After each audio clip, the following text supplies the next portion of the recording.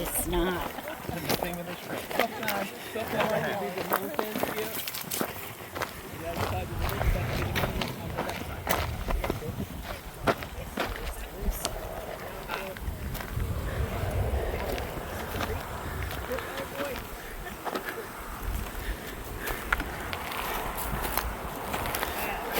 So in Israel, I'm in the Valley of Elah. This is where the battle between the Philistines and the Israelites took place. This is where David defeated Goliath.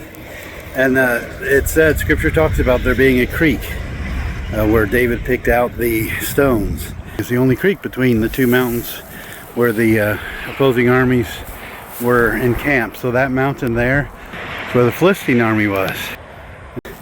And this mountain there with the two trees on top right there was where the Israelite command was. Now there would have been smaller units encamped in the fields, between the two mountains.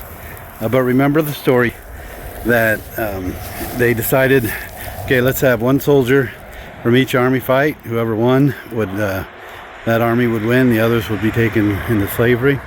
And no one in the Israelite army would do it until David came bringing food for his brothers and said, what's going on?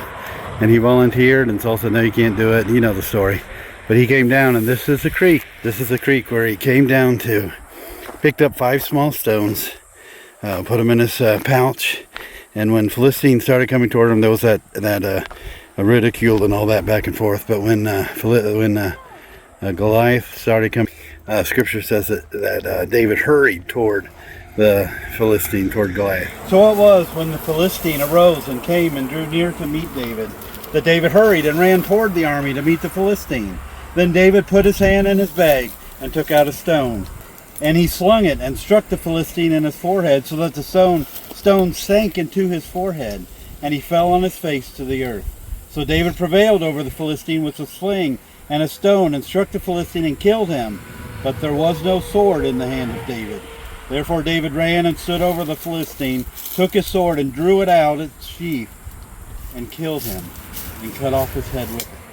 He pulled out one stone, he slung it at him with his slingshot, sunk into his forehead, he fell to the ground, and David, of course, took his sword out then and cut his head off.